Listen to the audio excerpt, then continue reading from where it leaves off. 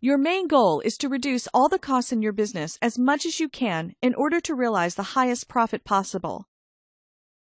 You may run a profitable business, but if your costs are too high, they will eat away at your profits. Let's pretend you own a bakery and receive $10,000 one month in sales. But if you pay $9,800 for your ingredients and other costs, you'll soon discover you're not left with much money. So how do you fix this problem, you ask? Well, your first step is to classify your costs as fixed, variable, direct, or indirect.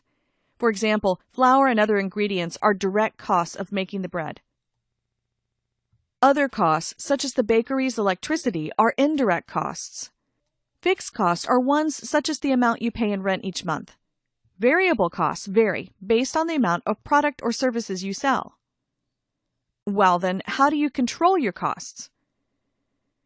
The first steps you take to control your costs are based on your specific situation, but first you should lower your fixed and indirect costs. For example, you could try to find a new store location with a lower fixed rent cost when you're able. Or you may lower your indirect cost of electricity by not wasting it. Next, you can attempt to reduce your variable and direct costs. However, you may find that certain costs are beyond your control. For instance, the price of flour, a direct cost to making the bread, and also a variable cost that varies based on how much bread you make, might be a cost that's out of your control. But other costs, like the indirect cost of marketing, are costs that are easier to control.